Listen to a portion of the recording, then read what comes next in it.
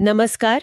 आज हम भारत के एक बहुत ही चर्चित और अनसुलझे मामले की गहराइयों में उतरेंगे। 2008 का नोएडा डबल मर्डर केस, जिसमें 14 साल की आरुषि तलवार और उनके घरेलू सहायक हेमराज बंजाडे दोनों की हत्या हुई थी।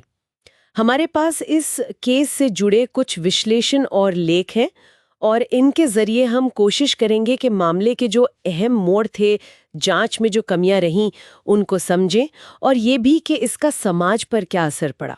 ये केस क्यों आज भी लोगों को परेशान करता है? शायद इसलिए कि ये सिर्फ एक क्राइम की कहानी नहीं है, इसमें बहुत कुछ और भी है। तो चलिए इसे परत दर परत खोलते हैं। शुरुआत करते हैं घटनाक्रम से। नोएडा का जलवायु विहार, डेंटिस्ट राजेश और नूपुर तलवार, उनकी बेटी आरुषि। घर में 45 साल के हेमराज बंजाडे भी काम करते थे। वो नेपाल के रहने वाले थे। 15 मई 2008 की रात आरुषि को आखिरी बार शायद रात 10 बजे के आसपास अपने कैमरे से फोटो लेते देखा गया। हेमराज ने खाना परोसा था। अगली सुबह 16 मई करीब 6 बजे सुबह घर की सहायिका भारती मंडल वो आई तो उन्होंने देखा कि आरुषि का कमरा बाहर से बंद है। नुपुर तलवार ने फिर बैल्कनी से चाबियां फेंकी। कहा शायद हेमराज बाहर से ताला लगाकर कहीं चला गया है। लेकिन जब दरवाजा खुला तो अंदर आरुषि का शव मिला। गला रेता हुआ था, सिर पे भी चोट थी और हेमराज वो गायब था। यहीं से गड़बड़ शुरू हुई है ना? बिल्कुल। और ये बहुत बड़ी गड़बड़ थी। आप सोचिए, क्राइम सीन पर शुरुआती घंटों में ही वहां पर मीडिया, पड़ोसी, पुलिस वाले करीब 20-25 लोग पहुंच गए। इसका नतीजा ये हुआ कि जो फिंगरप्रिंट्स मिले उनमें से जांच के लायक सिर्फ 3 निकले, बाकी सब बेकार हो गए। और जो खून के धब्बे थे उन्हें शुरू में किसी ने कह दिया कि ये तो पान का थूक है, उसको नजरअंदाज कर दिया गया। ये जो शुरुआती लापरवाही थी ना, ये आगे चल के बहुत भारी पड़ी। ये तो मतलब सुनने में ही यकीन नहीं होता। फिर अगले दिन 17 मई को एक और मोड़ आया। हेमराज जो गायब था, उसका शव घर की छत पर मिला। उसकी भी हत्या वैसे ही हुई थी। और इस वक्त तलवार दंपति कहाँ थे? वो आरुषि के अंतिम संस्कार के लिए हरिद्वार गए हुए थे। अब देखिए, नोएडा पुलिस की शुरुआती जांच, इसमें कहीं ना कहीं एक जिसे कहते हैं क्लास बायस, वो नजर आता है। मतलब कोई ठोस सबूत तो था नहीं, लेकिन थ्योरीज बनने लगी।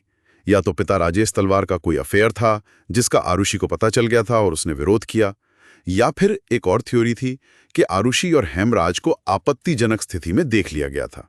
और मीडिया ने भी इसमें काफी भूमिका निभाई है ना? बिना किसी आधार के आरुषि के चरित्र पर सवाल उठाए गए। हाँ, वो बहुत दुर्भाग्यपूर्ण था।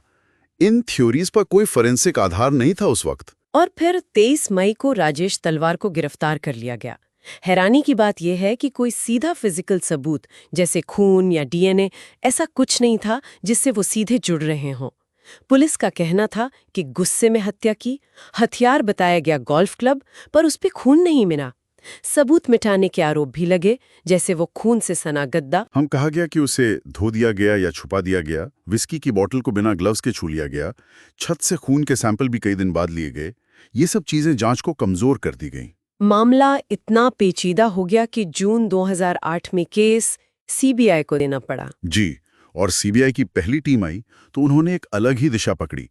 उन्होंने राजेश तलवार को छोड़ दिया और 3 घरेलू सहायकों को गिरफ्तार किया, कृष्णा, राजकुमार और विजय मंडल। उनकी थ्योरी थी कि शायद यौन हमले की कोशिश हुई जिसमें हत्या हो गई। लेकिन क्या इस थ्योरी के लिए कोई सबूत मिला? नहीं, इसके लिए भी कोई मजबूत फोरेंसिक लिंक नहीं मिला।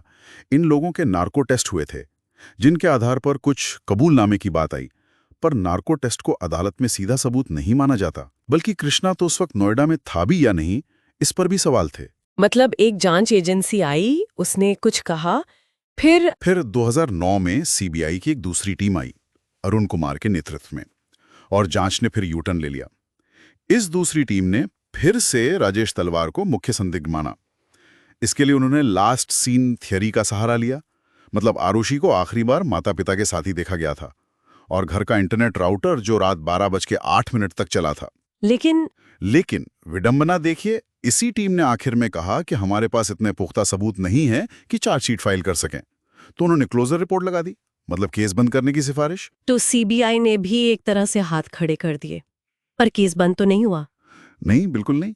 2012 में गाजियाबाद की स्पेशल सीबीआई कोर्ट ने इस क्लोजर रिपोर्ट को खारिज कर दिया और कोर्ट ने कहा कि नहीं, तलवार दंपति पर मुकदमा चलेगा, हत्या और सबूत मिटाने का। इस बार हत्या का मकसद ऑनर किलिंग बताया गया। हुई आधार वही थे, वो राउटर लॉग्स, गोल्फ क्लब वाली थ्योरी, छत का ताला। हालांकि बचाव पक्ष लगातार इन पर सवाल उठा रहा था। हाँ, बचाव पक्ष के एक्सपर्ट्स ने कहा था कि जो चोटें थीं वो गोल्फ क्लब से मेल नहीं खाती। छत की चाबी और लोगों के पास भी होने की बात सामने आई थी। ऐसा लगा जैसे जो मीडिया में चल रहा था और जो शुरुआती शक था वो कहीं ना कहीं फैसले पर हावी हो गया। लेकिन कहानी यहाँ भी खत्म नहीं हुई। बिल्कुल नहीं। 2017 में इलाहाबाद हाईकोर्ट का फैसला आया और हाईकोर्ट ने तलवार दंपति को बरी कर दिया। हाईकोर्ट ने निचली अदालत के फैसले की बहुत कड़ी आलोचना की, कहा कि यह फैसला कल्पना के आधार पर सुनाया गया है, सबूतों के आधार पर नहीं। बरी करने के मुख्य कारण क्या बताए कोर्ट ने? कोर्ट ने साफ कहा कि तलवार दंपति के खिलाफ कोई भी डायरेक्ट बायोलॉजिकल सबूत, खून, डीएनए, लार, ऐसा कुछ नहीं मिला जो उन्हें सीधे तौर पे जोड़े। हत्या का हथियार कभी बरामद नहीं हुआ और जो लास्ट सीन थ्योरी थी वो बिना किसी मकसद या पुख्ता टाइमलाइन के अपने आप में पर्याप्त सबूत नहीं है। तो ये केस सिर्फ दो हत्याओं की कहानी नहीं रह गया है, ये हमारी जांच एजेंसियों की कार्यप्रणाली पर, सबूतों को संभालने के तरीके पर, मीडिया एथिक्स पर और न्याय प्रणाली पर भी गंभीर सवाल उठाता है। हाईकोर्ट ने खुद माना कि जांच में अराजकता, केओस थी। हेमराज की विधवा खुमकला, उनका एक बयान बहुत मार्मिक था। उन्होंने अपने बच्चे को मारा, मेरे पति को फंसाया और हमारी जिंदगी बर्बाद कर दी। सच क्या है, ये आज भी शायद एक रहस्य है। तो हमने देखा कि कैसे आरुषि हेमराज हत्याकांड में सबूतों को इकट्ठा करने और सहेजने में लापरवाही हुई, जांच की दिशा बार बार बदली, मीडिया का जबरदस्त दबाव रहा और शायद कहीं न कहीं सामाजिक पूर्वाग्रह भी थे। इन सब ने मिलकर इसे एक ऐसी पहेली बना दी है जो इतने साल बाद भी पूरी तरह सुलझ नहीं पाई है। कई सवाल हैं जिनके जवाब आज भी नहीं मिले। और यही बात सोचने पर मजबूर करती है। जब सबूत इकट्ठा करने की प्रक्रिया ही इतनी खामियों से भरी हो, जब बाहरी दबाव और संस्थागत पूर्वाग्रह जांच को प्रभावित करने लगे, तो क्या वाकई निष्पक्ष, सत्य और न्याय तक पहुंचना संभव हो पाता है? ये सवाल इस केस से उभरता है और शायद हमारे पूरे सिस्टम के लिए